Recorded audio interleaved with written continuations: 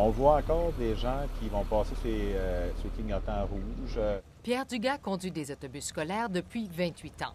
S'il y a plus de vigilance qu'auparavant de la part des automobilistes aux abords des transports scolaires, il y a encore du travail à faire. Les routes secondaires, c'est pas problématique pour respecter les clignotants jaunes et les clignotants rouges. La problématique est beaucoup plus pour la 132. Les gens, quand ils voient les clignotants jaunes, bien, c'est à eux de s'immobiliser.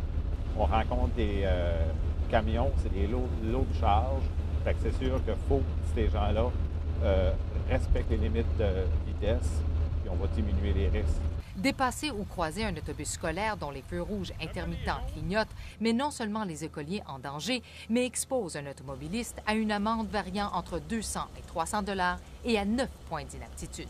C'est justement pour dire aux automobilistes, aux camionneurs et aussi à leurs parents qu'il est important de respecter la signalisation routière et de ralentir en zone scolaire que ces élèves de l'école Bourg ont marché en ce lundi matin. C'est pour les autos pour qu'ils fassent attention à nous. Il faut qu'on soit plus vigilant pour les transports scolaires. Oui. Ils peuvent faire des accidents, puis on peut être se blesser, là. Juste une fois, on a pogné un petit accident. Ah, c'est pas drôle, ça? Non, mais il était petit. Heureusement, le bilan routier qui implique les autobus scolaires au Québec depuis 30 ans est encourageant.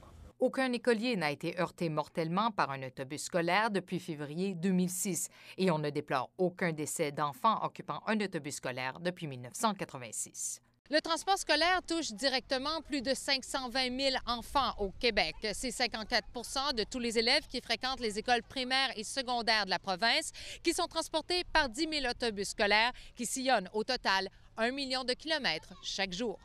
Pénélope Garon, Carleton-sur-Mer.